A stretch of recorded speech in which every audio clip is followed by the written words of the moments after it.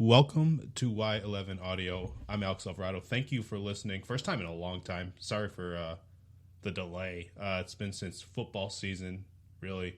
I had the great idea once upon a time of doing 2 episodes a week for this, plus doing Mac Football Pod with Justin and Caleb. You'll hear more from Justin later. And then I decided to do just one of the podcasts during the season. So I dropped this project. We're picking it back up now that it's the year of 2023, the year of our Lord, for real this time. We have Scott, who's going to be joining the newsletter now as a, well, your title's kind of up in the air, Scott. I don't know what we kind of landed on. Are you somebody that knows football? Are you a football writer? I don't know. I really don't know what we're going to put on your tax forms, but you're one of those positions. Yeah, I mean, according to my notes written by my boss, it says ball knower / football writer. So I'm a boss now too. So I have to see now. I don't even know my own title. Now this is interesting. This is a twist. Yeah, your boss, your HR, my coffee maker guy. You're everything to me. So that's important. Whoa. Hold on. All right, you know what? Whatever. Yeah, I'll make you your coffee. That's fine. I don't mind doing that. But Scott, you're going to be joining Ipsy11.com pretty soon, or right now. We're right now doing this, I guess, as a ball knower / football writer. Generally, what does that mean to you? I think more of the X's and O's, more of the schematic, more of the player eval stuff. I don't have quite the EMU Mac knowledge I think you do, but just with like my work and like a lot of what we do, we kind of expand into like player eval, all that kind of stuff. So that's what I want to focus on, and hopefully with specifically EMU and Mac, be able to break things down, see what I like about Eastern, what I don't like, what we could learn about them, all that kind of stuff. Obviously, you and I both know, we've known each other our whole lives, essentially. So there's the trust value already there. But I am really bringing you on because I really do trust your football knowledge. What have you done to stay active in this game? What is it that you do for work? So people that want to read your work, that are interested in learning about the X's and O's, at Rynearson Stadium, throughout the MAC, when they read your work, why are they going to know that Scott knows what the heck he's talking about? Because I don't know. What do you do for people to earn your trust as a football knower? So I'm coming up on 8 years with a company called Stats Perform. Yikes! 8 years. Yeah, I know, 8 years now. Used to be Stats LLC, and then it was just Stats, and then now it's Stats Perform after we merged with a European company called Perform. It mainly focuses on soccer or football, as they call it. Never heard of it. But I've done specifically American football for the past 8 years. It's all player eval, working with schemes of what each team is doing, and then we just break down film. It's a lot of film work. Usually, I wake up Monday, I watch film, and then I go to sleep on Friday, having watched 40 to 80 hours of film every week. That's not a lie either. Like I've seen you in action. That's not a lie. You do put in that much film. That's good, man. You know I love having you around. I love that we get to grow as friends through this, and like we can kind of join our interests together and kind of make this newsletter grow. So I'm really excited to see how you can grow. Because like I trust your football knowledge and all that. I know a lot. I've learned a lot. In talking to you, I learn a lot every time we hang out. But now that you're going to be able to put all those thoughts and all your knowledge into words on paper for everybody to like learn, digest, and like actually like share around and have a discussion with, I'm really excited for that part of you, because that's going to be really, really good. That's really sweet. Thank you. I appreciate that. I'm excited too. I'm excited to learn a lot from you just about, I don't know, writing in general, just because it's not something I've really done before. But I don't know, I've seen you do it for years. It's something that seemed interesting, and you make it look so easy. You make everybody laugh, you make everybody more knowledgeable. So that's something I admire about you too. Well, those are 2 great lies, and I appreciate those, Scott. Listen, let me give you. I had to say something, Alex. I had to say something. No, you don't. But I guess it is a podcast, so you do have to say something. But I'll give you one bit of knowledge, or just like a piece of advice, I guess. Because, you don't have to be like a Hemingway. You don't have to prove like anything when it comes to anything when it comes to writing. Just write what you like. If you like it, other people are going to like it too. Well, thank you. That's is that what you do then most of the time? What's that? That's what you do most of the time? I think. I don't know. I hope so. I mean, I do like reading about EMU football. I wish there was more of it out there. Right. I write a bunch of it. I could write more. Yeah, but I'd say I fulfill that. Okay. I like it.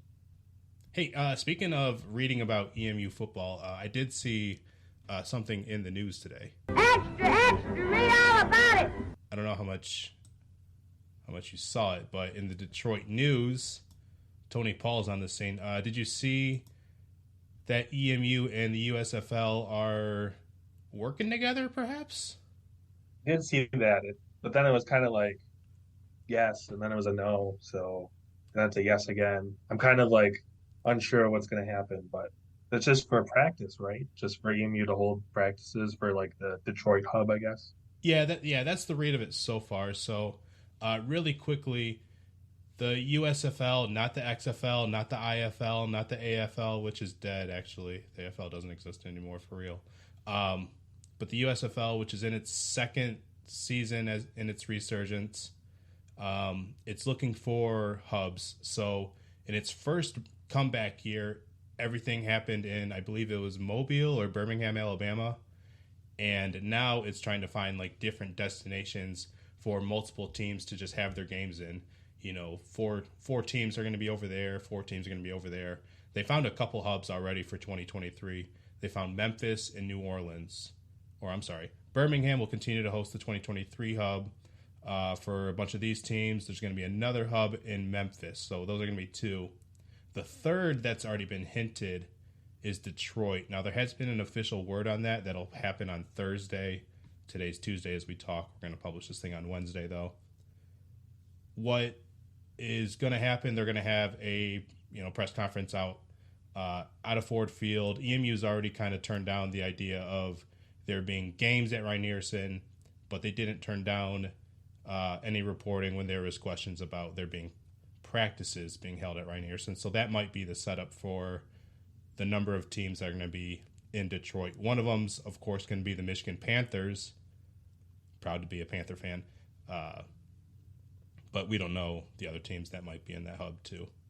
There could be a fourth, but Detroit's probably definitely going to be that third. But we'll get official word on Thursday. Exciting times. You'll get spring football in the area. Live. Yeah, directly in the area. Which is great because and you know me, man, as someone who grew up watching the Tigers and loving baseball in the area my whole life, I don't want to watch it. I'd much rather watch spring football. Yeah, that's a good point. You also like cat teams a lot, so Lions, Tigers, Panthers. Perfect. I do like cat teams. Ohio Bobcats. Yeah, that's a good one. Good one. I don't like the Clemson Tigers, though. Not a fan of them. Do we count like Zips as Tigers or no?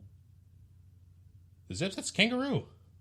I know, like technically, but they're the cats of Australia, right? Oh, the big cats of Australia. I think so, right? Yeah.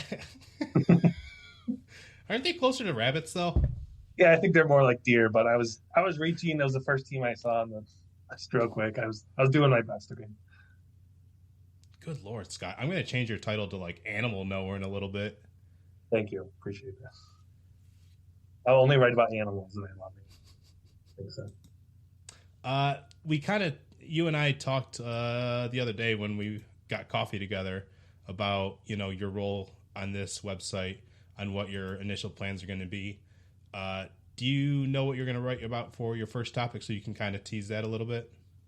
Oh, I can't even tease myself. No! I don't even. You can do it. Trying to figure out. Because there's what we talked about, maybe the bowl game, breaking down some of the big plays from that game. I don't know, and just like different plays that EMU runs over the course of the season. Probably the bowl game thing, though. That's my teaser of a tease, I guess. Mm-hmm. I went to that game, not to flex, but I went to that game. Okay. Yeah, that's all. That's all I wanted to say about Okay. that. Thanks for that. Oh, God. Hey, man. That was awesome, though. That was an awesome bowl win. I mean, hell of a time to do it. Like, it was staged to do it. Like, I mean, you know me. Like, I feel, confident about, like, the way EMU is going to perform 1 week to the next, right? And a lot of times I am very comfortable with being pessimistic about the team situation. And I'm not afraid to admit that when I do feel that way. When it came up for this bowl game, when, everything was leading up to that, Selection Sunday happened, the game was announced, there were weeks leading up to it. Not once did I think that EMU didn't have it in the bag. I thought that was going to be good from the jump. I thought it was going to be hard. I didn't think it was going to be, an easy win by any stretch. But I didn't think that EMU didn't have what it took to win. And it certainly helps when you have seniors that want to stick around and play out the bowl win instead of, skip out and maybe prepare for the NFL draft. They had a couple of guys that maybe could have done that, but no, total team effort, and it led to a historic win. And that was an awesome sight to see live, man. It was super, super awesome. That's awesome. You still felt that way after like the first quarter too? Yeah, I mean, so yeah, of course, San Jose State, they got off to that big lead, right? It was like 13-0. It just, the thing that that was tough about it was the quarterback was clearly making plays. The defense made some plays early on, but the quarterback definitely moved around, made big chunk plays like the first couple of drives, and that was kind of the hard part. But as the defense started to settle in, started to simplify, shorten up the potential for the quarterback, I kind of thought that, I don't know, man. I was able to ride that emotional roller coaster with them and kind of see things through. I just didn't feel the need to be, oh, crap, let's fold it in, just 10 minutes into the game. I just didn't feel like that would have been a safe space to be in. Okay. But I do want to take this time really quickly. So while I have you on, let's really quickly run through the 2022 season. We're not going to hit every game and hit every every little detail of everything that happened. I just want to gloss over the season that was really quickly. Later on, we'll talk about we, as in the Royal We. Scott, you won't be here for that. But the Royal We will talk about the EMU roster as it looks forward to 2023 now that all these roster movements have happened. Transfers, graduations, signing classes, and whatnot. But right now, let's look at the season that was before we talk about the roster that will be heading into 23. Sound good? Sounds great. You have no choice. Of course, it sounds great.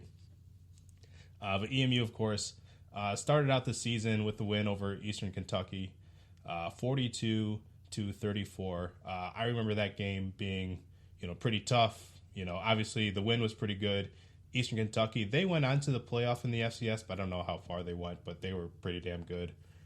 They had that one tight end who was really awesome. And I remember after the game, the team was just they were kind of bright-eyed. They're like, holy crap. Yeah, we feel good about this win, but holy crap, that's what it took against an FCS school. And we've got 11 more games to go. Hell yeah. Damn it. The week after that, drop one to Louisiana, 21-49. Bunch of turnovers, bunch of scores in the second half. Just no life out of EMU in that second half. Looked really, really bad. And if you're feeling, good through week 1, bad through week 2, how are you supposed to feel through week 3 after a win at Arizona State, 30-21? First ever regular season MAC win at a Pac-12 school. Scott, did you know that? For Eastern, yeah. But for the MAC, was it for the MAC? For the MAC. I think I remember that coming up at some point. But, yeah, because you reminded me just now of it. So the first ever MAC over Pac-12 win was just not this past season, but the season before in the 2021 bowl games when Central beat Washington State. But yeah, beat Arizona State. Of course, whenever you lose to EMU, that's the last straw So Herm Edwards had to get fired as soon as he walked off the field. Not even. Didn't even hit the cement. Got the handshake. He's like, buddy, you got to go. You're feeling pretty good about that win. And then you come home to what? A 50-31 loss to Buffalo. Not a good way to open up the MAC season. At that point, when it comes to the roller coaster of how you're supposed to feel about this team, the first quarter against San Jose State, like we kind of referenced earlier, that's nothing. But going through that Buffalo game, and then you go, a 20-13 win over UMass, and then you have the historic win at Western Michigan, you're feeling amazing, and then you lose another 29-point loss at home to NIU. That's the real roller coaster right there. That sucked. I hated that part of the year. Because how are you supposed to feel super confident about your odds of going to the MAC championship game at that point? Your biggest task ahead of you at that point was the Toledo game 2 weeks later. Because, if you win that, then you're pretty much in the driver's seat. But as far as confidence-wise goes, NIU wasn't great. They won the MAC in 2021, but this past year, they were not great. And then just not doing well at home. 0-3 against MAC teams, losing to Buffalo. Well, 0-2 actually, because you beat UMass, and then you lose to NIU. I don't know. It's just hard to come back from that point, I guess. Not impossible. Not impossible. I mean, they were close. They were definitely close.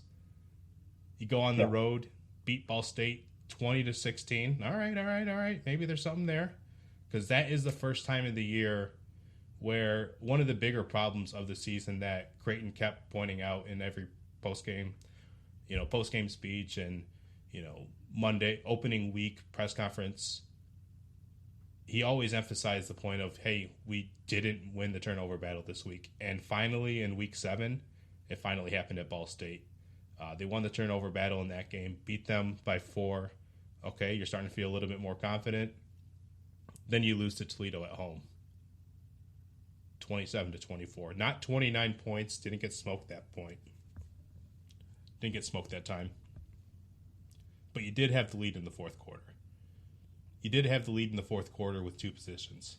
And you did trail in the fourth quarter, but you did have 2 more possessions after that to right your wrongs, and you just didn't. And so that did them in. You beat Akron, you beat Kent State, you beat Central Michigan. All that gives you the Michigan MAC trophy with your wins over Western and Central. Yes, you go to a bowl game. Yes, you do finish the regular season with an 8-4 record. Yes, it's the best year that you've had since 1987. And yes, you do get that 9th win a couple weeks later in Boise on the blue turf in a historic setting. But goddamn, man, the 2 29-point losses to Buffalo and to NIU, and then chase those with the 3-point loss to Toledo, all those coming at home. As much as you really want great wins, the Eastern Kentucky win's actually a good game as for people that really did watch and people that really do care about Eastern. That's a good win. The Arizona State win is obviously huge. The Western win and Central wins added up. Obviously, those are really huge. Those are both, score-wise, the biggest wins in those series in a very long time. And, of course, the San Jose State win. You can't talk enough about that. But do those outweigh the 3 bad losses that really kept EMU away from the MAC championship, circle? Those are 2 things that I'm really trying to balance with. You really want to be happy with the 9 wins, but damn, dude, those 4 losses, especially 3 of those, fuck, man, they just suck.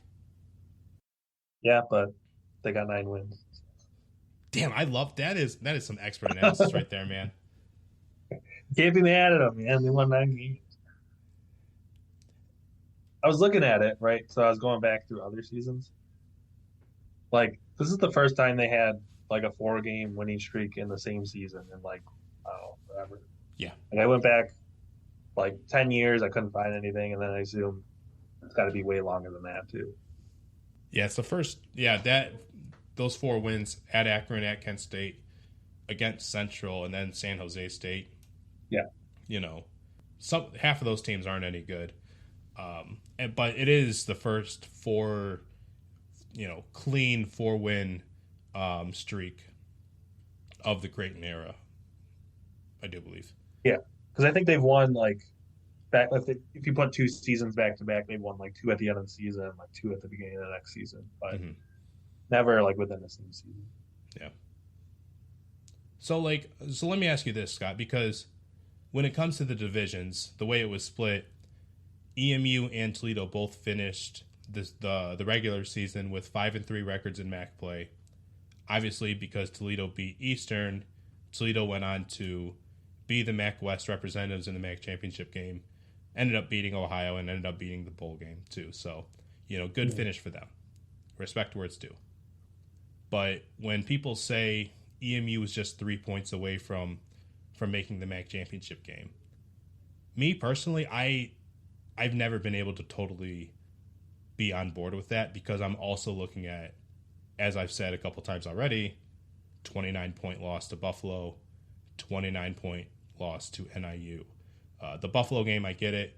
The NIU game was just despicable because they really had no quarterback.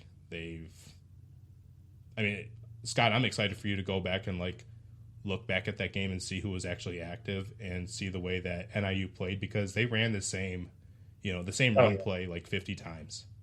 Yeah. That was just should not have happened. And so when people say they were 3 points away, I'm like, really, they were 30 points away twice. Because sure, you could beat Toledo, you could change any one of those late drives in the fourth quarter, and we're talking about a different season here. A much better season here. But change an entire mindset, performance, everything that happened in Buffalo and NIU, and then we're seriously talking here. Yeah, I know what you mean, but yeah, they were 3 points away. I'm sorry. If they would have won that game. Yeah, they were in they're likely going to win those last 3 still, hopefully. And then they're into the MAC championship. So logically, yeah, 3 points away. But I know what you mean.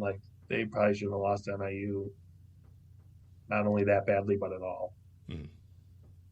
So yeah, there's other things that could have gone differently. Things could have also gone differently in a bad way with some of these closer games.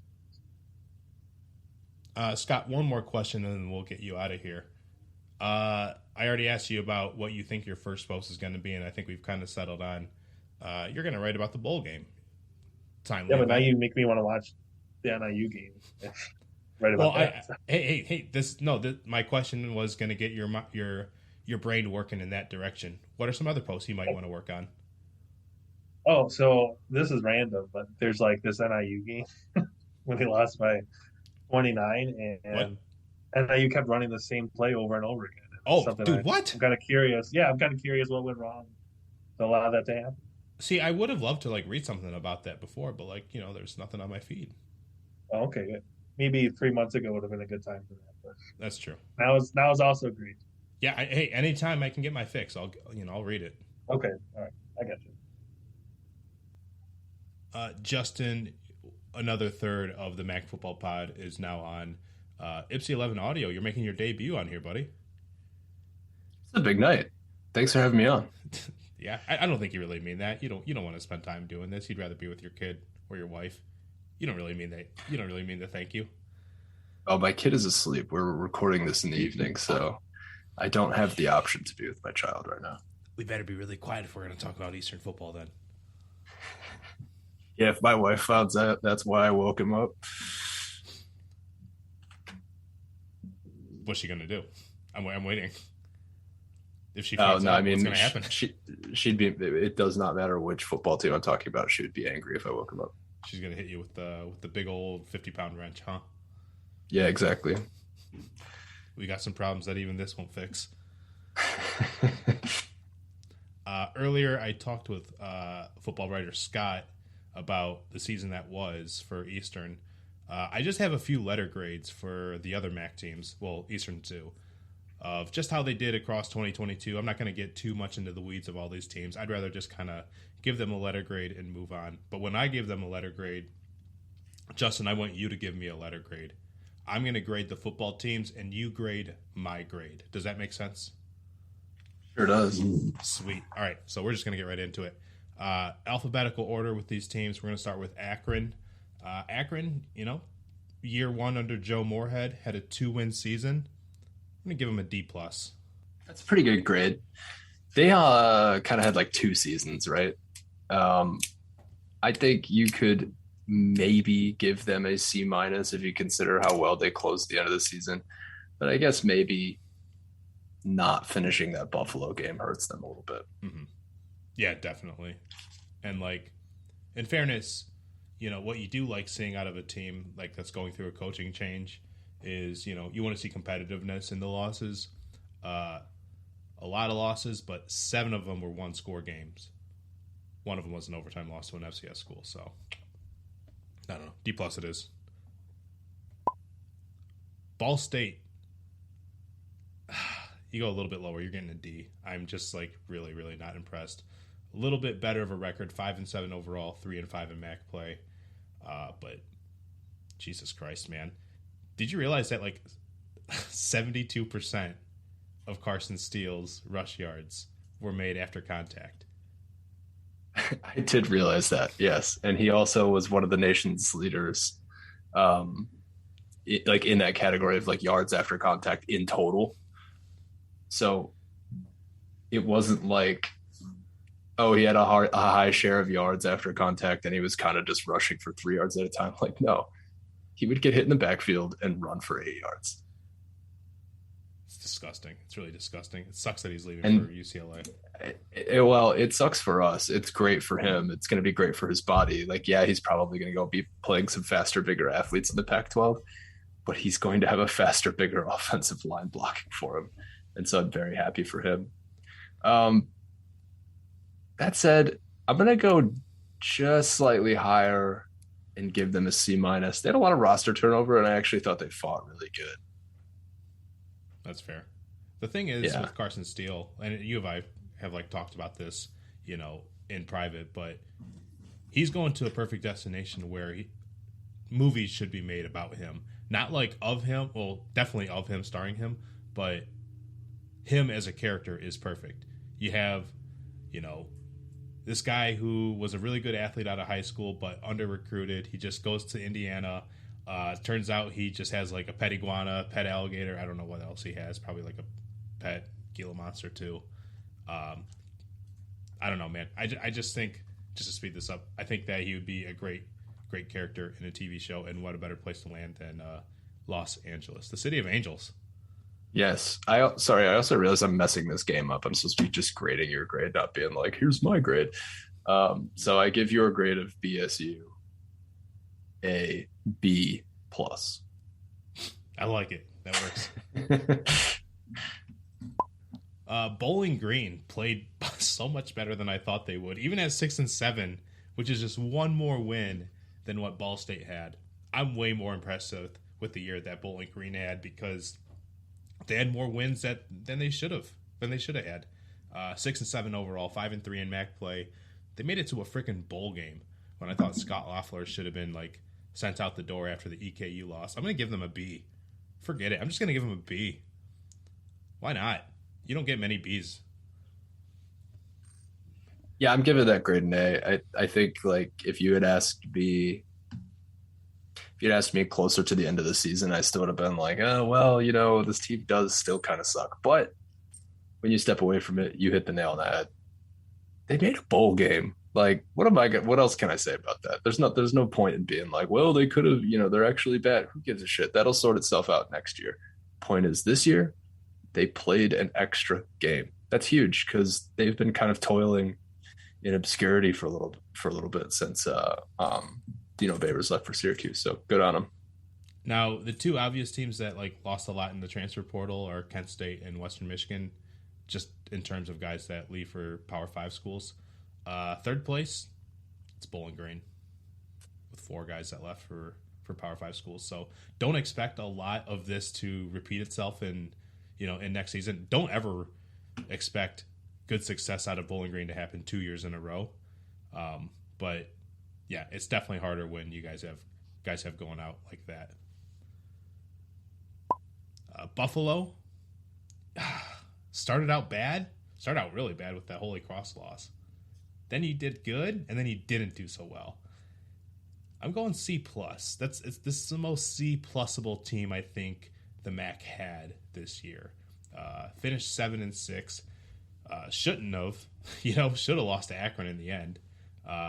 Finished 5-3 in MAC play, but still, for the way this team was constructed, and I always have to I shouldn't say I have to always do this, but now that we're finished with year 2, I do have to keep referencing the late start that Buffalo had with Mo Lindquist heading into year 1, and now I have to take year 2 more of treat it more like a year 1 or more seriously, I guess.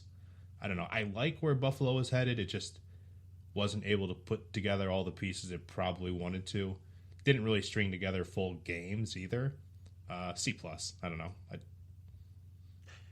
Great grade. Perfect grade. No notes other than to just echo that Buffalo kind of set themselves up to get sort of a grade like this, right? You mentioned that they started poorly, but then they got kind of hot. And, 4 weeks into the MAC season, that was kind of the de facto MAC East champ, right? Like we were already crowning them. Yeah. They had just beat Toledo. But like you mentioned, they didn't really finish games or didn't really play complete games. And that includes that Toledo win. They only played one good quarter in that game. It was the fourth quarter, and it was a really good quarter. And they had to turn Toledo over to really put the nail in the coffin there. So, yeah, a C+ ass team if I've ever seen one. And a lot of their games were like that, where they either played 3 pretty quality quarters and 1 really bad one, or they had 1 really awesome quarter and the other ones were like, well, wait, hold on, what? Central Michigan, lots of injuries, lots of disappointments. Kind of got fun towards the end with especially the big snow game against Western, but still finished the season 4-8, 3-5 in MAC play. Maybe it's because I'm a hater, but I'm still giving them a D. Just didn't like what I saw out of them. There was a lot of opportunity for them to fall apart, and they absolutely did. And I kind of saw that in the preseason.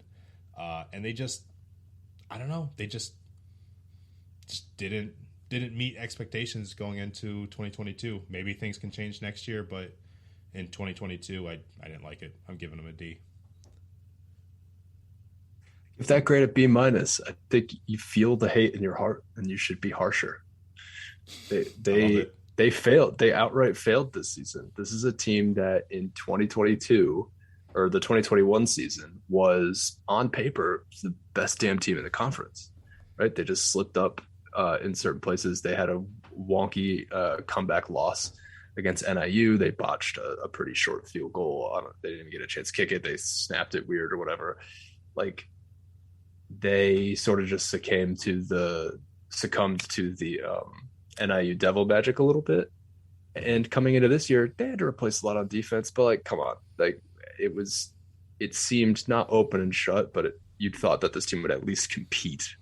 Well, and 2 NFL linemen too on offense. 2 NFL linemen, yeah, ended up being, obviously a pretty big deal.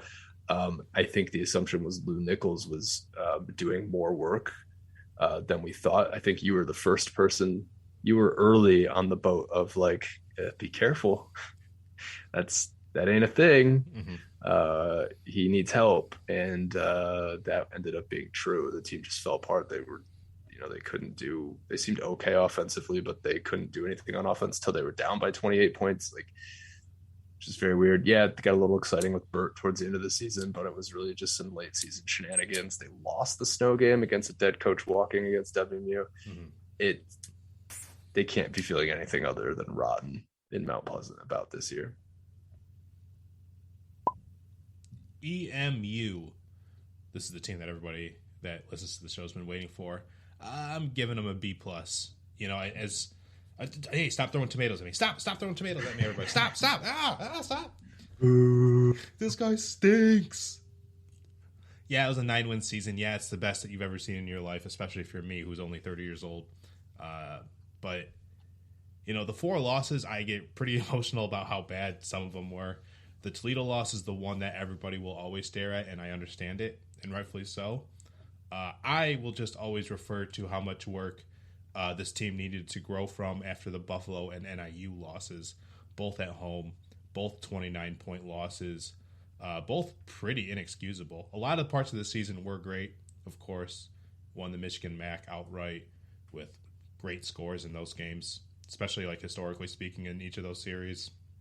You have the bowl win, of course. You have the Arizona State win, which was really great. The Eastern Kentucky game doesn't totally count as like one of the quality wins everyone's going to talk about, but as someone who like actually watched the game, like I have a lot of respect for EKU and the season that they had. So I will give them, that is like a good win. But other than that, I mean, you still lose to Toledo like you shouldn't have. You still lost to Buffalo like you shouldn't have. And you still lost to NIU like you shouldn't have. I don't know. There's just a lot of parts where Eastern fell short, and they started looking really good towards the end of the season, and they really blew out the opponents that they should have. And so that's all good. But the parts where they fell short, that's why you can't get the A for me. I give that grade an A-. I think it's pretty much right. But on a couple counts, I think you're not being generous enough to your alma mater. That's fair. Because the NIU game, I remember that was like the same day as Western Michigan homecoming. And so I was there watching them get pummeled by Ohio. But I remember while we were tailgating, I told everybody, I was like, EMU is going to lose today. Probably big. They shouldn't. But like at that point, NIU is the defending MAC champs. I think they started like 0-2 in MAC play. They were kind of in that mode where, okay, we don't have a choice other than we can't lose this game or we're not defending our title, right? They also didn't have a quarterback, but go on. NIU was going to throw everything at that game, and they did, including a little bit of Rocky Lombardi. They threw everything they had left into that game. 3/4 of a leg. Correct. And then he never played again the rest of the season. And so what I'm saying is the importance of that game to NIU, not that it wasn't important to Eastern, and not that they don't understand how to stack them, right? Mm-hmm. NIU, I don't think, was losing to anybody in the MAC on that day because they were just like, they packed an entire season's worth of good vibes into that game. And at the time when they lost to Buffalo was on the verge of playing pretty hot. That was kind of like the start of Buffalo's streak where we started. That was Buffalo's first win. Right. That was when they were 0-3 and had just lost to Holy Cross. It's one of those losses that like looked really bad at the time, started to look not so bad, and then kind of started to look a little bit worse. But I think in the context, they were on the verge of playing pretty well. Buffalo had figured something out at that point, and they unleashed it on Eastern. They got pretty unlucky there. I'll also give them credit for playing a really good first half against Louisiana. Like they were in that game. There's a big old lightning delay. Like you can't read too much into that. It's non-conference anyway. Right. This is a really solid season. And also, they beat Eastern and Western, they beat Central and Western by a combined 41 points. I'm not going to look it up, but I feel like that's never happened. Yeah, that's true. That like I know it's the biggest margin against Western, and then I'll just say that's the biggest margin, but against those two schools in the same season ever. Yeah, it's an A. It's an A year for me. Kent State. This was hard to grade, but I gave them a C-. I don't know. I felt like a D would have been too harsh. They definitely deserved to be in the C range for being 5-7, 4-4 in MAC play, but it just fell short in too many spots, especially for as talented as this team was. This is a team that it's leading the MAC and having guys leave for the Power 5, 7 transfers out into the P5. It just, I don't know, man, just fell too short in too many areas, so I got to give them a C-. I'll give that grade a B. I think he could have went to the D. Yeah. I think he could have. just relative to, it's weird to say like Kent State has expectations, but like very clearly Sean Lewis had expectations. They were He's in the also MAC very championship highly. game not too long ago, so No, I mean they were just expected to compete at a higher level, and the talent flooding out to the Power Five suggests that, yeah, I mean that's why everyone thought they would be better. The talent was obviously there, and I know it takes more than just the skill positions to make this thing happen in this even in this conference. But you see where those wide receivers go, and it's not like they really struggled offensively or anything like that. Like it was all still good. I think most of the talent going to the P5 was on the offensive side of the ball, right? mm-hmm. So they got some defensive issues to sort out, but hey, that's part of the game too, and they didn't do it. It's just not a season that in that division that they should have. Miami was, oh God, this is another one that was hard to grade. I just gave him a C. I don't know, man. Like in spirit, I wanted to give them a D because I just did not feel impressed at all with this team. But still finished with 6-7 record, 4-4 in MAC play. I don't know, man. It's kind of hard to like diss them too hard if you're gonna like be so close to 500. But I'm just not impressed, and I'm not. I don't know, just not enthused by this team right now. So give them a C. Why not? Perfect grade. Yeah, quarterback was hurt. Like that's the long and short of it. Now they played like shit when he came back, so maybe it wouldn't have mattered. But it's hard to like give a team a D like that when they, the quarterback they thought they were going to have all year, up and died in the first half of the first game of the year. Yeah, like not much you can do about that except maybe not play him in a blowout right. on the road in the SEC. But it is what it is. NIU F. Just going straight to F. Straight up. Just yeah. F. Yeah. I mean, that's got to be the easiest one, right? Look, injuries killed them, and we already talked about Rocky Lombardi. This is a team that just cannot hold it together when it comes to like keeping transfers, especially at running back, the one position where you're supposed to like actually hold it down with the current leadership. 2 years in a row where you're seeing top running backs leave your roster to transfer, and your team, the performance, 3-9 overall, 2-6 in MAC play, F. After winning the MAC championship the year before, F. Yeah, that MAC championship sandwich in between two pretty bad seasons. I know that Rocky's hurt, but you can't look that bad. You cannot get beat by Akron the way you got beat by Akron.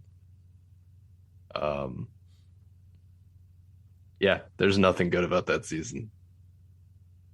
Yeah, I think that was it. Like, I wasn't sure if I wanted to go D or not, and then I remembered, oh yeah, they got their brains blown out by Akron. The brakes beat off of them by Akron. And I know it's like, well, the game didn't matter to NIU. Like, season's already over. They have bigger aspirations. And I'm like, dude, I'm not so sure that coach is around one more year.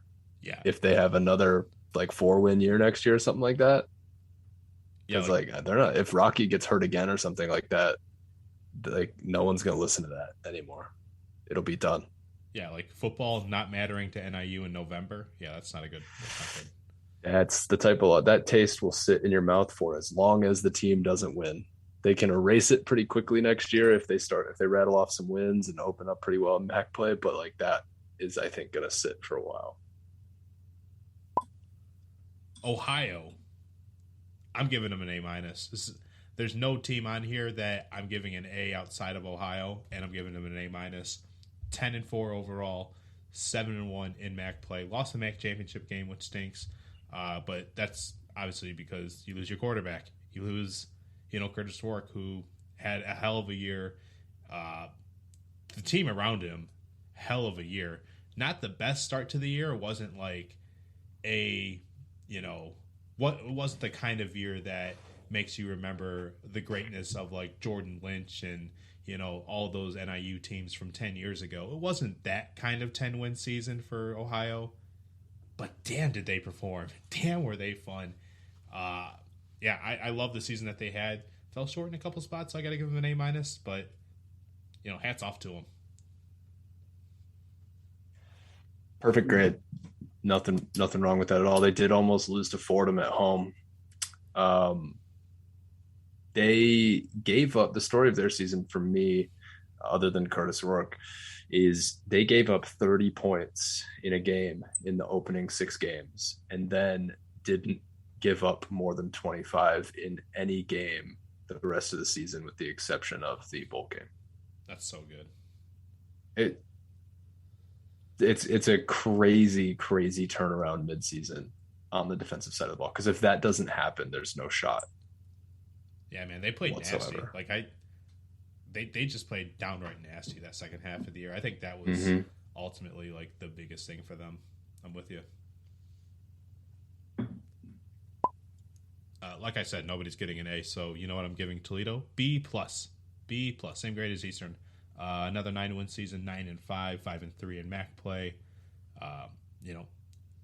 Probably should have lost at Ypsilanti. Probably should have lost that game, but you didn't. Toledo, they played outstanding. They played up to what I believe is the Toledo standard, or what Toledo is like fully capable of just always being, especially in that first kind of like 5 or 6 weeks of the year. Wasn't consistently perfect. The Ohio State game, the San Diego State game, they weren't perfect, but they were still doing fine, I thought. And then they just kind of got a little bit more exposed as the year went on. Still won more games than you didn't. Obviously, you got to benefit out of playing in one of the worst seasons out of the MAC that I remember in a long time. And it helps when you're already just like, as far as raw talent goes, you're the best in the MAC in most seasons. This year especially. So Toledo, B+. Yeah, I think that's spot on. Is this the strangest season a MAC champion has had, like, of late? Like, definitely the strangest that I can remember. NIU last year was pretty strange to me. As much as like they kind of outclassed a lot of people in a lot of ways, and I like the kind of like cojones that they brought to the table a lot of the times, it wasn't like a great MAC champion team either. And I know you've called that out a bunch too. So I'm reserving you as my source. Yeah, it's strange because it's like also Miami too. Miami in 2019 wasn't all that great. Yeah, the team they faced off against wasn't really either. Yeah. Like, there was another, when the MAC is kind of in these down years, it produces these weird champions. But the thing with Toledo is, like, I think what makes it the most strange season for them is that, like you said, very clearly the most talented team, and like gave itself every opportunity to not deserve it, and they pulled it off. And I think you looked at, they gave up 42 points to Bowling Green on November 15th, and then a couple weeks later they give up 7 points to the best offense in the MAC. I know sans Rourke, but like absolutely locked it down. And I get why they were kind of sandbagging through the end of the season, because they didn't need to win those games, and they had already lost enough that there wasn't really any bowl positioning on the line. But I feel it's kind of robbed of like what could have, I think, been a really, really special season, because they really blew the ending against San Diego State. They really blew the Buffalo game. Like you said, they almost blew the Eastern Michigan game. They did blow Bowling Green. They lost to Western Michigan.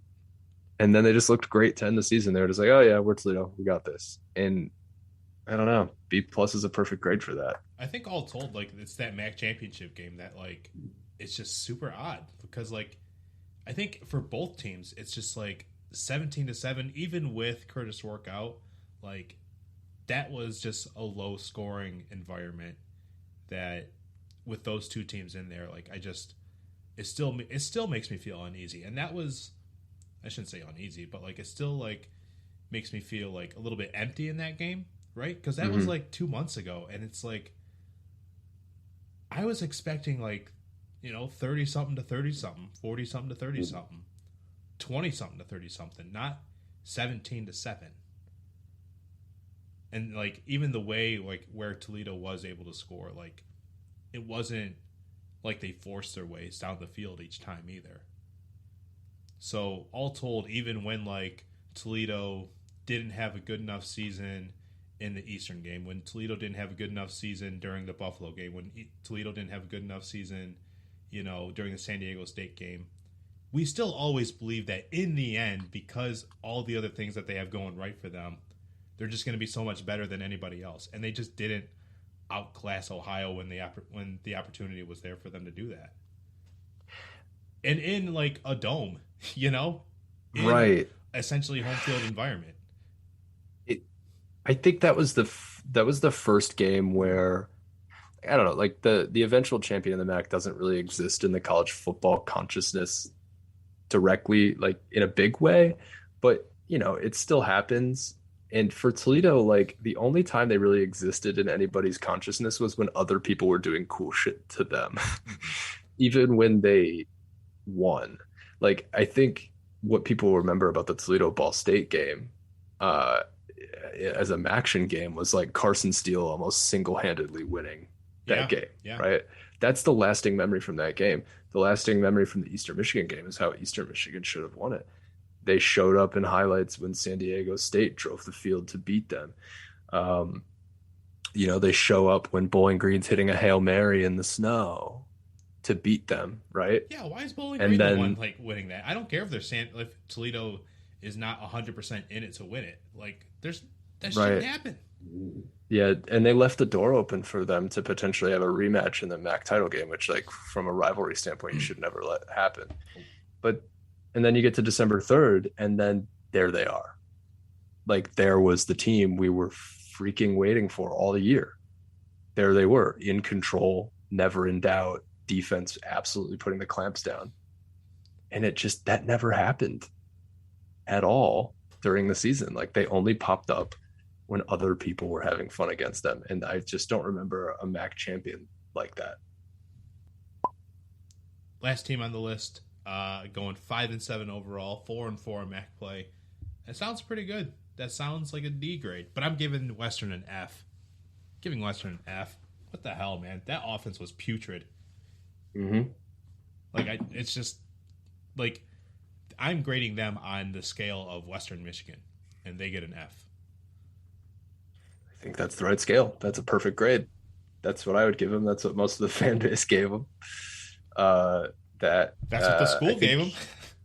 That's what the school gave them. They forked over some money to say we're going to try a different direction here.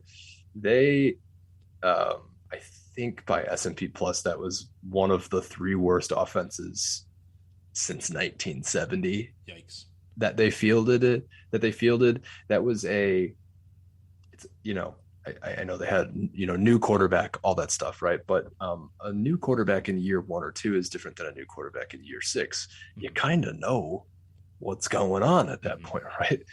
And this isn't like a transfer in quarterback. This is like he's been with the team who has entered entered the field the same situation the other quarterbacks from before have. Just be groomed up through the system, come up through the high school ranks, and then wait a little bit, etc. I think Jack Salopek was I think he was a true freshman. However, right, it's like the same system. Now, they did have a new offensive coordinator, but what does that say? The offensive coordinator that they hired was like an old buddy of the head coach. He was very good at Michigan Division State's III head football. Dad, right? Yeah, Jeff Thorne. And Jeff Thorne was a really, really good Division III coach. So I don't mean to make that sound like a total you're hiring your friends or whatever. But Tim hired his friends and it didn't work out. And this is kind of what happens.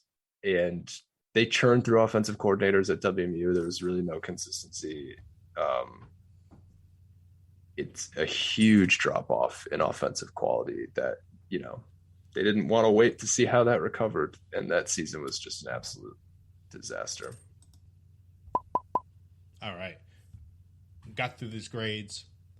We have a roster to look at now that, a month, the most major month of like roster movements have like already happened across college football. Yeah, there's still now late January, early February through the summer, which in between is going to have spring, the second transfer window, more graduate transfers are going to move around. Other late junior college guys who graduate in May, they're going to move around. Then there's going to be camp in the summer. Everything's going to like change a lot of teams, right? But I'd say we know about like 80%, 85% of like most teams' structural bones when it comes to like what the rosters are going to look like. And Eastern is no different. In fact, Eastern's probably like more set to know what the hell they have going for themselves moving forward than most teams do, because you're in year 10 with your coach. You know, a lot of these guys, this is a culture where players don't really like try to leave all the time to like transfer out. Like, yeah, there's like 13 transfers out from Eastern this year, but only one of them leveled up to the P5. A couple are at the FCS level. So you don't really have that to worry about for Eastern. We know a lot of the positions. We know of like guys that are returning, guys that are coming in, guys that are still trying to make a spot on the 2 deep. So my idea is to go position by position by position and just kind of look around each room and see, okay, I remember what it looked like last year. What does it kind of look like right now that, you know, the early signing period is behind us and we have, you know, next week's normal signing period beginning. Of course, if you're an Ipsy11.com subscriber, number one, thank you for your support. Number two, you should have access to my roster tracker, where I do this already pretty much every day, where I go through all the positions and I just make sure everything looks nice. Make sure all the updates are there. Make sure you know who's coming back, who's left and why, how many years all the returners and new signees, how many years of eligibility they all have, and so on and so forth. So there's already a written version of what we're going to talk about, but now there's going to be a talked about version of what's been written about, starring Justin and I. Isn't that great? Justin, do you have your cheat sheet in front of you so we can go through all these? I do. Awesome. Before we even begin, I mean, you spend a lot of time watching Eastern, of course, because you're a Western grad. But some guys that are leaving, you know, who are some guys that like come to mind right away in terms of like, okay, no matter who is coming back next year, this is a guy that they're definitely going to miss because he was so good last year. So I guess who's going to be like really, really hard to replace this year? Yeah, I know he didn't have the year that they expected to, but I think Hassan Beydoun will still be a big loss. It's not everybody's as talented as that guy, you know? Sometimes it's just that simple. Mm-hmm. And I'm glad to see him go from a Western perspective, but that I think is going to be, you know, it's a guy who requires a lot of attention on the defensive side of the ball. And while they do have Lassiter, who I think was a revelation this year coming back, and Canoe, and they'll be okay. I am curious to see who steps into that third role. You know, as a Western fan, I'm kind of surprised that you didn't lead with Jose Ramirez, because how much ass he kicked against Western Michigan in Kalamazoo.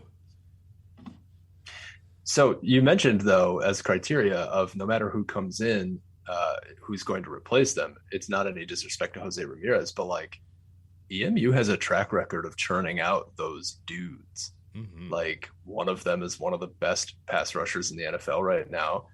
Pat O'Connor was no slouch in his day, preceded Max Crosby, right? Mm-hmm. And then you have Jose Ramirez. I have no doubt that someone on the roster currently or who is about to join it is going to be that next dude. Huh. You heard it here first, folks. No need to worry about losing an All-American because Eastern's got it in the bag. Let's start on offense. Let's start with, I don't know, what's a good position? What do you think? Quarterback? You think quarterback's a good place to start? Quarterback, it's a pretty important position, I think. Yeah. This is a position where Eastern's fortunate enough to where like they kind of knew what they were getting themselves into at this point of the year. Like very early during last summer. Here's what I mean. So this point last year, EMU saw its two top quarterbacks leave. Ben Bryant, he went back to Cincinnati, And then Preston Hutchinson, who was the 2020 starter, he transferred out to the FCS level. So it brought in 2 transfers, a grad transfer in Taylor Powell. He's left after he started essentially half the year, split time with Austin Smith. And then Cameron McCoy, a younger guy from he lives in Michigan, but he played in Cincinnati as a freshman or went there his first year. So those are the 2 transfers that came in to kind of sandwich Austin Smith in, who was a 2021 signee. So now Taylor Powell graduates. Austin Smith, who finally got some starting time last year before he went down with an injury right before the end of the season, he'll be slotted in as the number 1. And that was kind of the expectation. You did well as a high school recruit. Now 2023 will be his 3rd year in college. So he'll be, this is the time for you to have the reins to lead the offense. Behind him, you have that McCoy kid that I just talked about, dual threat kid. Didn't really see him at all last year, so it'll be interesting to see. That's a phrase I got to throw away. You know what? Is it too late to do a New Year's resolution, Justin? Because as much as I don't fall victim to it, I don't ever want to hear myself say, it'll be interesting to see. That's a difficult resolution, but I'm in favor of all of us making it. I hate it, man. I hate saying it'll be interesting to see. And I also hate the phrase, it appears as if, when there's a very obvious thing that you're observing. Yeah, they're so easy to say, though. But it appears as if EMU has 5 quarterbacks it'll have on the roster this year because I read 5 names. See what I mean? It'll be interesting to see if someone plays quarterback this year. EMU knows who its top 2 quarterbacks are because this is the situation that it saw for itself during camp last year. And this is, a favorable spot to be in. They like Austin Smith. They like what he presented to the table. They didn't really go out of their way to bring in any transfer that would probably damage that. I know they did bring in a junior college kid. I'm going to butcher his name, so I apologize in advance. Ike Udengwendu from Mount San Antonio College, but California kid. I don't know what he's going to present to the table. We'll see. Is that where Mount San Antonio College is? What'd I tell you? It's in California, Walnut, California. Look at that. Yeah, I mean, that's a tough college to really pin down exactly. There's a lot going on there. Yeah, it's just one of those things, but yeah.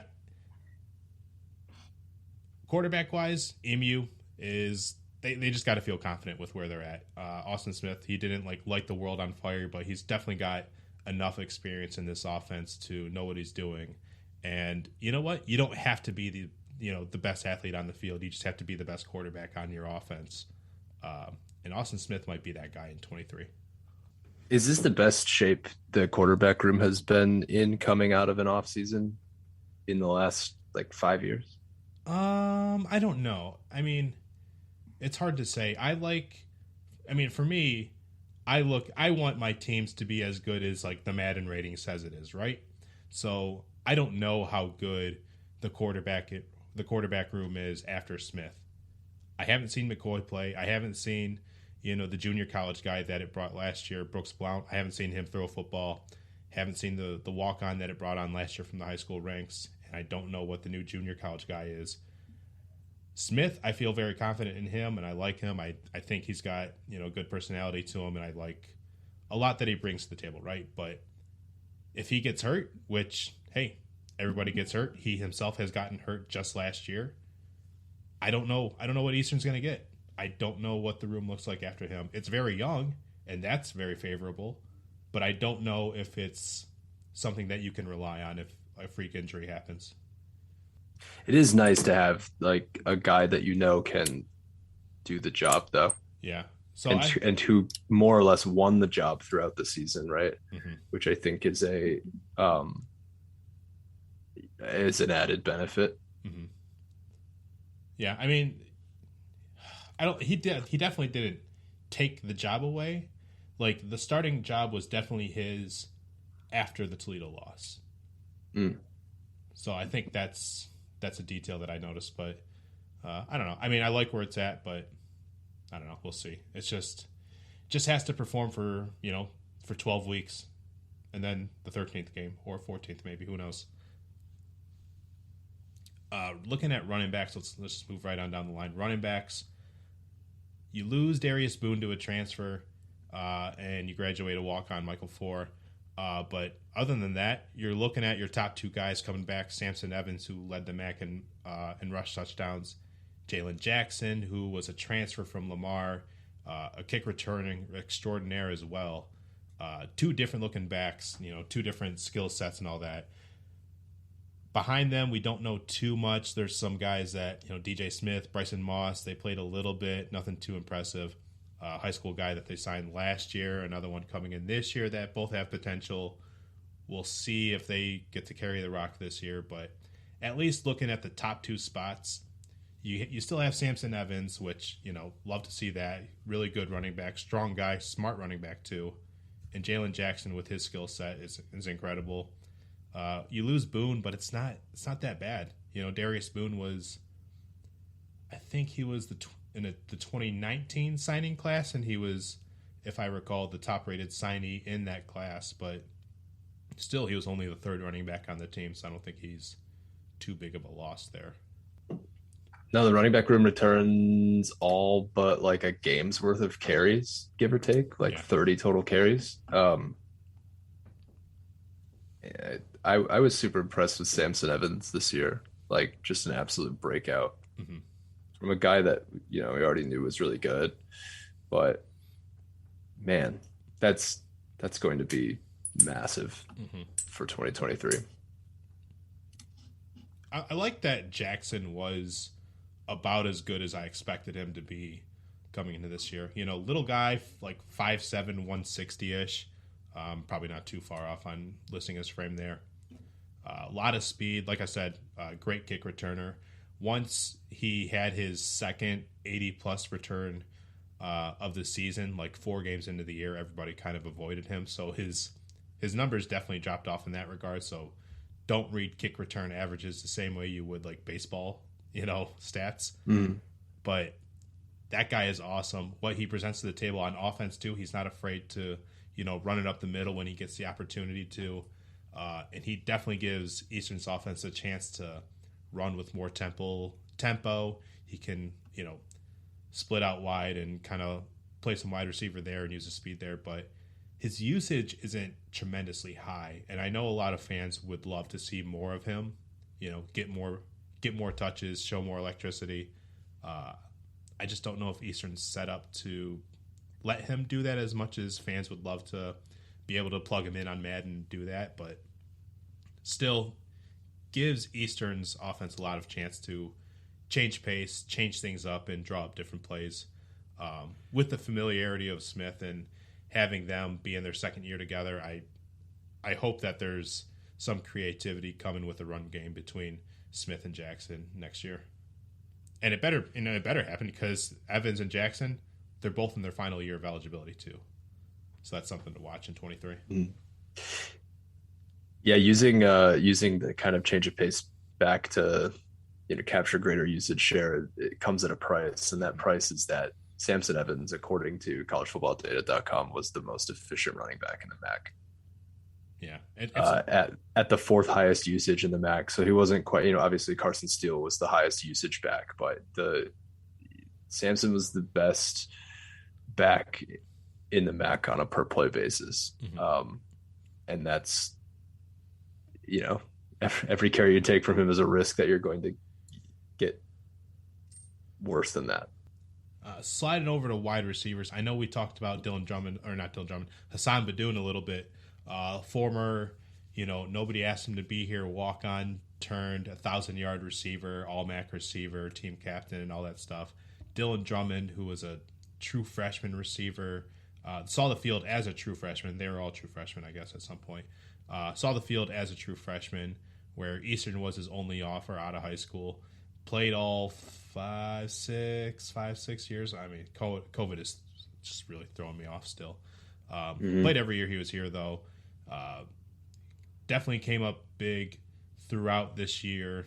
Some big plays in the bowl game too. Wide receiver is definitely one of those spots where you can luck your way into finding wide receivers. That's why Eastern's able to get big playmakers out of guys where they only have one offer out of high school or zero. And you look at the 3 starters that led this team the past 3 years, it's really only been one offer between those 3 guys. Hassan was a former walk-on, Tanner Canoe was a former preferred walk-on, and Dylan Drummond, like I said, the one offer. So it's pretty incredible for how much success they were able to get out of only one scholarship offer being handed out between those 3 guys. So you lose 2 of them. Tanner Canoe comes back, probably the best hands of those 3. Darius Lassiter, someone who you referenced earlier. His dad was a former NFLer. He's a JUCO receiver himself. He didn't have the best very, very beginning of the season, but definitely was more reliable and was that 4th option that Eastern was very lucky to have this year. But after that, I don't really know what Eastern's got. They got a couple of high school guys that we're excited to see, but, you lose a few receivers, especially Zach Westmoreland, who they thought at the time when he came in that he was going to be like a steal from the P5 ranks. Now he transfers out, left in the middle of the season. He's at Southern Illinois. I like a couple of the options that they have, of course, with Canoe and Lassiter. And like I just said, you can luck your way into having another receiver or 2 out there if they just have a good summer and just have a good camp. I don't see how that couldn't happen. I just don't know who the 3rd option is going to be. Last year, Eastern was happy to find that 4th option. Now we are looking to see who the 3rd option is again. Yeah, I think you kind of hit on it earlier. They are very good at finding diamonds in the rough, so to speak, to use an old cliche, obviously. Yeah. But I think the wide receiving core has kind of always been built out of 3rd options, right? And I don't mean that as any disrespect to any of these guys. You could just look at it as they're all number ones, right? Everybody's a 3rd option. They really spread the ball around a lot, just as a system, right? Mm-hmm. With the exception of Baydoun's 2021 season, under Creighton, this has really been not a program that has guys that put up really gaudy receiving numbers. Right, yeah, it's very, very spread out. Occasionally you'll have guys go for 700 yards. And again, that 2021 season's an aberration because you had both. I think Drummond also went over 700 yards. Mm-hmm. But looking back, you have to go back to 2019 for Arthur Jackson's senior season. Yeah, 732 yards. So, that's a really good year, right? But across 13 games, it's not lighting it up. So they always have a lot of guys catching a lot of balls. It's not all one route, I guess. Mm-hmm. That's the point of trying to get guys to EMU where hey, none of you are going to be happy with your playing time, but I promise 9 of you are going to see receptions tonight. And that's what I remember a lot about the Brogan Roback era was just how much, especially when he was really cooking, how much a lot of different guys were getting the balls too. Eastern's their old way of doing things. It was especially I should say Creighton's first few signing classes. It was every other year he would go out to California and find 4 junior college wide receivers and bring them to Eastern. And this would happen every 2 years until now where he's getting guys out of high school, and having the receiving room that he is. And he kind of lucked into having the 3 amigos, Badoon, Drummond, Canoe, starting for as long as they did. And that kind of didn't force Creighton to keep going into the well of having JUCO guys. Now it's just Lassiter. Now it's just a junior college receiver or 2 coming in. There's 2 transfers coming in. Terry Lockett from Michigan State, Javon Swinton from Indiana. Both of them are pretty unproven though, so I don't really know what to expect out of them. Let's just slide over to tight end really quickly. don't have to spend too much time here. I think this is going to be a position that's done by committee. You have guys that are going to be, your blocking specialists, your run blocking specialists. You're going to have your guys that are better off at being big bodies that run downfield really fast and have better hands than the run blockers. Gunnar Oaks, he's graduating out, but staying around, you have Jair Getzinger. He's a better blocker. Andres Posky, he's an international player that definitely came onto the scene last year. Showed pretty good hands. Max Reese, he redshirted last year. He should be a really good receiver. He was a wide receiver in high school. Transitioned over to tight end in his first year. So, again, this is a position where, I don't know.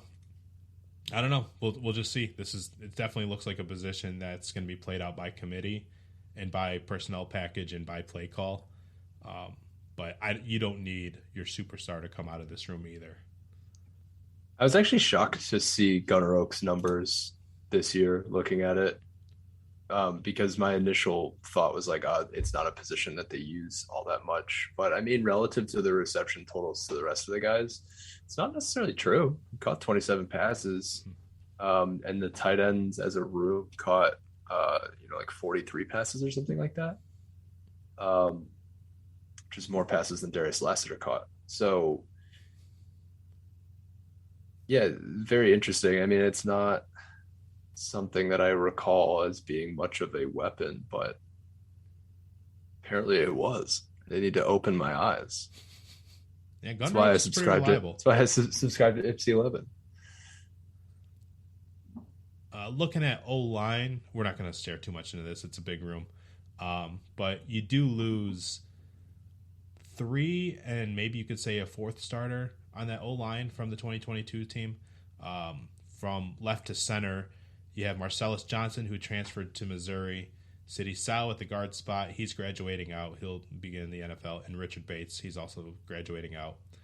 Jake Donelon, he was a starter. Wasn't like a long-time starter or anything like that, but was still a starter, was on the 2016 signing class. He was injured during the preseason and would have otherwise added, an important body with experience to that offensive line room.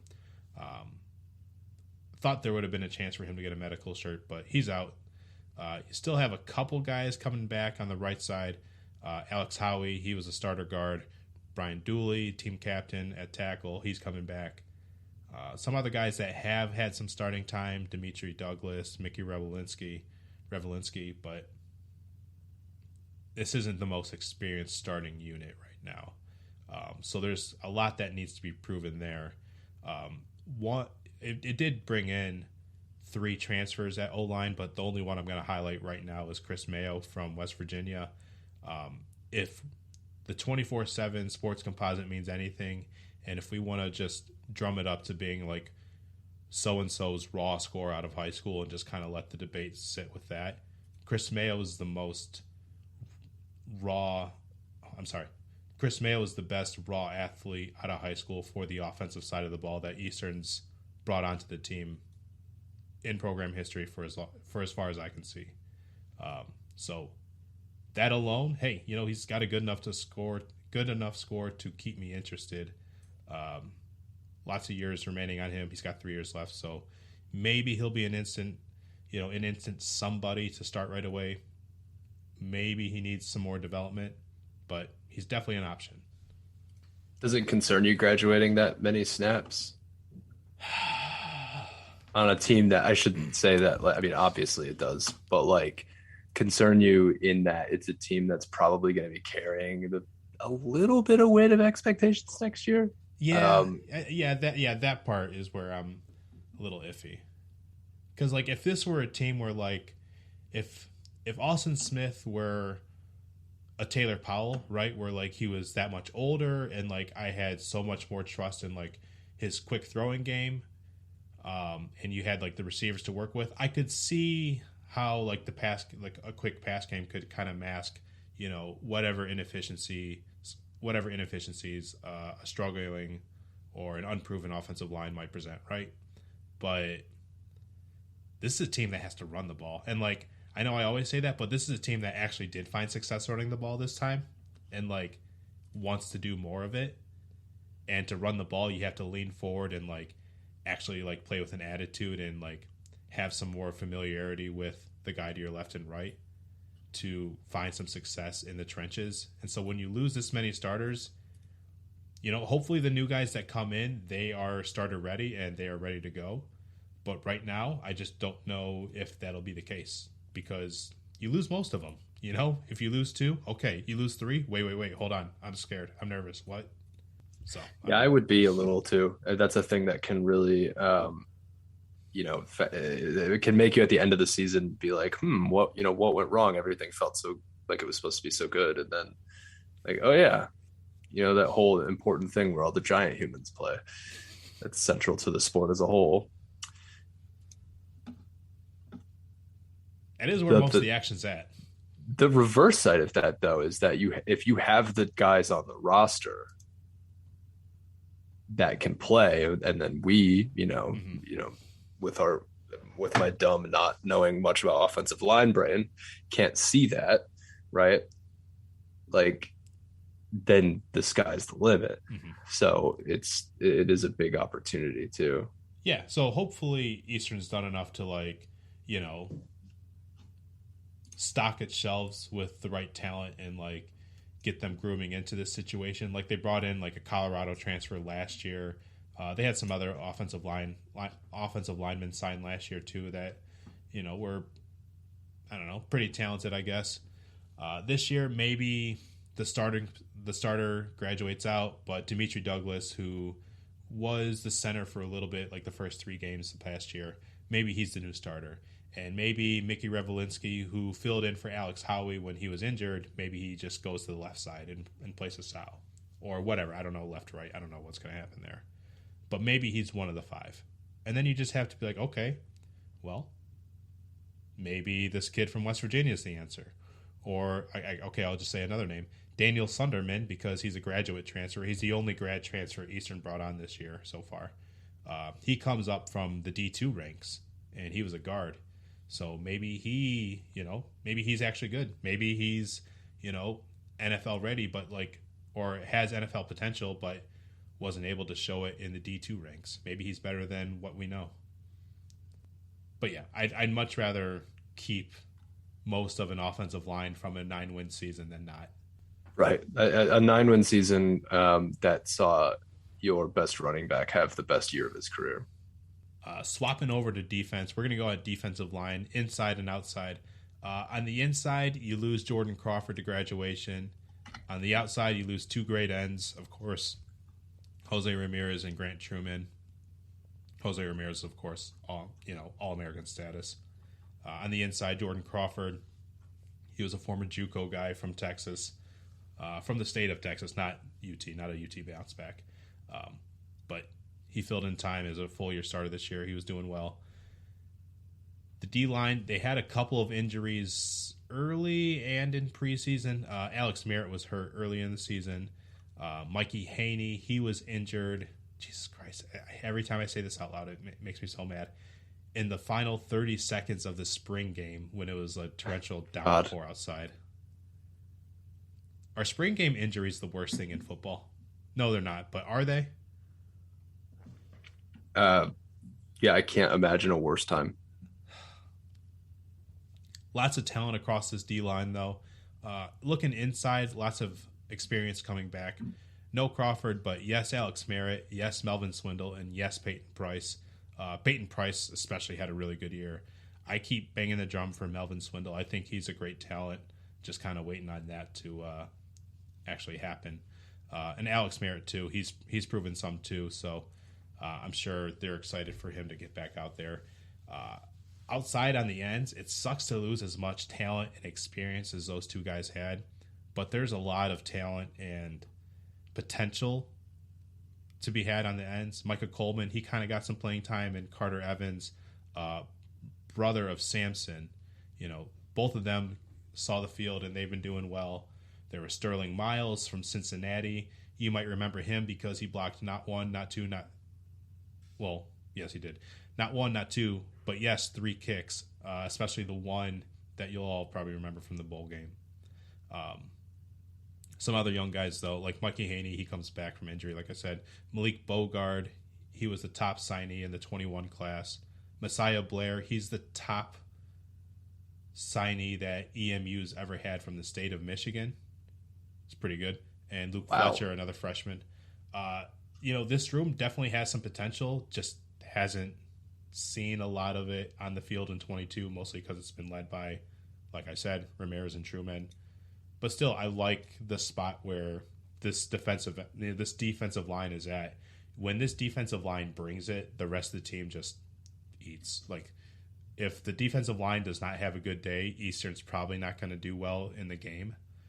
So when these guys do well, everything else kind of falls into place. And I like the state of this defensive line, even though that there's some unproven pieces. There's enough talent here to keep me interested and keep me optimistic, I guess.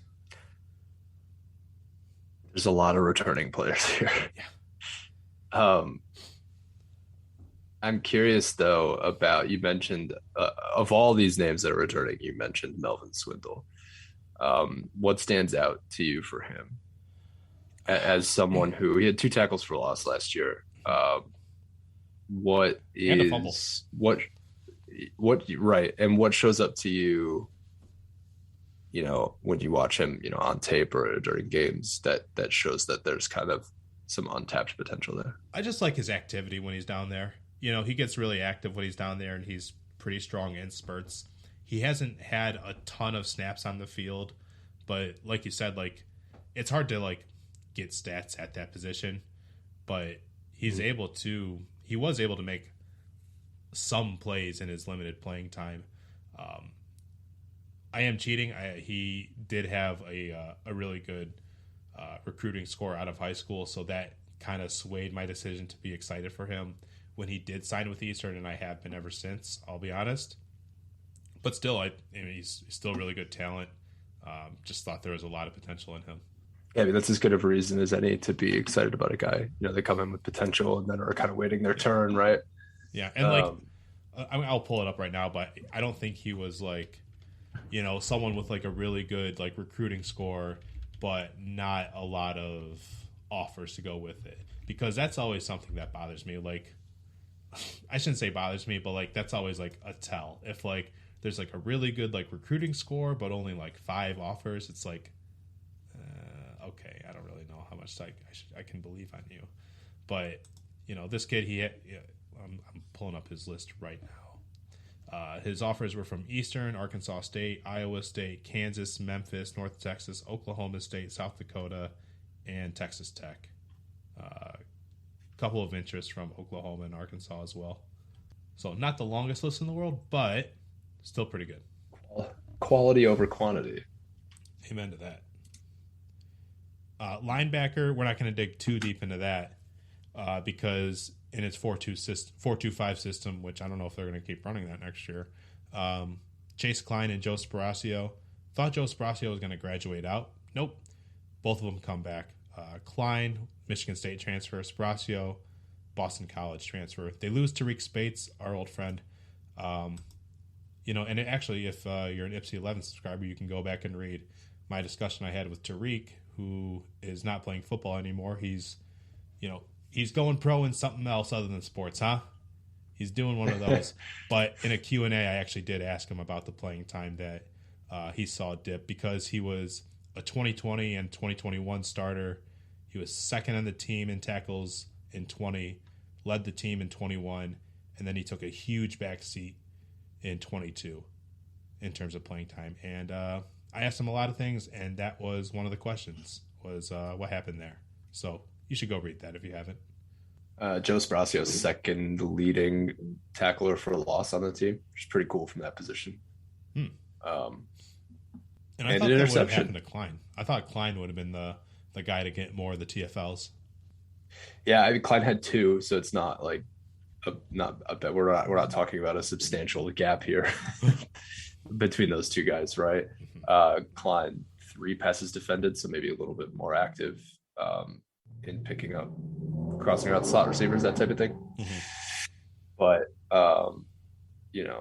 both really active linebackers. 91 total tackles for Klein and 89 for Sparacio. Defensive backs, In 22, so one thing that's important to note is that during the season, 4 games in, Blake Bogan went down with a huge injury against Buffalo, and he missed the rest of the season. And from that point on, Eastern's defense went from being a two high defense to 1 high, and the free safety up top that ended up being Quintavious Scandrett, who was rising up through the ranks. You know, he was a freshman. He had 4 years of eligibility at the time still, so very, very young. He should be still doing well there. But the corners, you know, the corners is probably like the strongest position on this defense, I think, especially with Kempton Shine, Mark Lee, who both entered the year as starters. They both did well throughout the year, and I don't think they did anything to play themselves out of their roles. But then Joshua Scott came in last year as a junior college addition, and he was just as good as the starters, and it was hard to like keep him off the field. He moved around a lot when Eastern was trying to figure out what they were going to do with Bogan out of the picture. By the time the bowl game rolled around, Scott finally like found himself out in an island playing corner full time again, and that's probably going to be the better long term option for him because Josh Scott is really good. So is Kempton Shine, but those are important to note. Safety, I mean, just a lot of guys like came in and out. You know, TJ Peavy, who's been around for a while, he moved around at safety, a third linebacker, slot corner. You know, just kind of filled in a lot there. Cam Smith, who was a 2021 signee out of like Euclid, Ohio, I believe. You know, he moved around a lot as a safety. A lot of moving parts on that, like from the safeties and corners. But generally, what I'm just going to tell you right now is that the corners are just really damn good for Eastern. And the safeties, they asked a lot of the young guys to do well for the seniors. Like when Brandon Benson, he came up, but now he's graduating out. Russ Vaden, he started out, you know, as a starting safety, as a senior, but now he's graduated out. There was a lot put on the younger freshmen and sophomores for them to do well when the seniors have to like get out of the way and, you know, prepare for graduation. And while the team's like, okay, now you got to play well, we got to, you know, do this thing. A lot was put on the safeties' plates, and they did perform well. So now it's, as Eastern's trying to figure out what it's going to do with its defense now that its DC has retired, what its new defense is going to look like schematically, what are all these talented guys going to do in trying to fill in these pieces. We don't really know too many of the answers there, but you do know that you have a lot of guys that are willing to work together. And of course, like I said, for now the third time, the corners are really good. I'm interested to see if this group can generate a bunch of takeaways. Because I don't think EMU ranked very highly in terms of like, I think it looked like they had like 13 interceptions, but I don't think it was a big takeaway driven defense. Mm-hmm. Taken as a whole season, right? No, you're right. Yeah, because that was the thing that like Creighton was upset that, and I said this earlier on this episode, but like, you know, a problem that Eastern had in the first half of the year was that it did not win the turnover battle until the Ball State game. Yeah, wow. I mean, and for a team that finished at 9-4, that's pretty difficult to do. Yeah, looking at it, they were 7th in the MAC in turnovers per game, 1.5. Buffalo led the way defensively, followed by Western Michigan at 2.1. And then bottom of the league was Central Michigan. They were averaging less than a turnover created per game. So EMU kind of squarely in the middle. This is an experienced group that is probably, you know, with the departure of Jose Ramirez, probably not as much havoc going to be created in the backfield. I know I said that, you know, they probably got a dude on the roster that's going to replace just fine. All-American level is one thing, and it won't necessarily be replaced all next year. I just assume there's going to be a few cleaner pockets next season than there were this year, which means more opportunities to take that ball away. If they can do it, that's going to, I think, really catapult the entire defense and I think push the team to, you know, we talked about having kind of expectations. I think that will really push this team over the top. Because imagine this year's team if they were turning people over twice a game instead of just over one. That's a good thought. I like where your head's at. Last position group, kind of, sort of, and then we'll get out of here. Really quickly, I just want to say thanks, Justin, for taking the time to do this. It's always fun to talk about MAC football with you, and even more fun to just like read rosters, man. I love reading rosters. Are you kidding me? This is what January's made of. This is how you remember some guys. Here are two guys that Eastern had to remember: Chad Ryland and Jake Julian. Chad Ryland transferred out to be Maryland's kicker, and now he's like Mel Kiper's number one kicker in this draft cycle. How about that? He is a legend. Yeah, he left to be a kicker elsewhere. Jake Julian, he graduated out to be a punter very shortly for the Patriots, and now he's like a free agent as far as I can see. But still, EMU felt really, really good about their two leaders on the special teams units at kicker and punter. And they don't, and this isn't like, I don't know, Eastern's not being fake at all when they say how much they care about special teams and how much it matters, because that's how they got to the 9-win season, by having by how much they gave a damn about special teams, not just this past year, but this whole time under Creighton. Anyways, tall order to, ask anybody to replace both of those guys in the same year. And that's a lot of work for any coaching staff to replace two guys at these two spots that they care so much about, to do that right. And they found two guys that did a really, really good job. Like, one where like I have people coming up to me and saying, is Jesus Gomez like actually like NFL good? And like that might be the case. Jesus Gomez, Mexican kicker, had a really good year. I think it was like the third or fourth game into the season where he tied a school record for banking a 55-yarder. Yeah, love seeing that. And Mitch Tomasek, he also did well as a punter as well. Finished the regular season with the max best punting average. Jesus Gomez, I'm looking at the stats now, he was 13 of 16 on field goal tries. Perfect through all 43 PATs. But yeah, Jesus Gomez, well, I mean, what more can I say? Mexicans are cool again. Mexicans are cool again. As a Mexican, I can say that. As a white, I cannot. Yes, you can. Well, I could. I'll allow it. No, actually, you can't say it. Too many people will listen to this. You can tell me in private.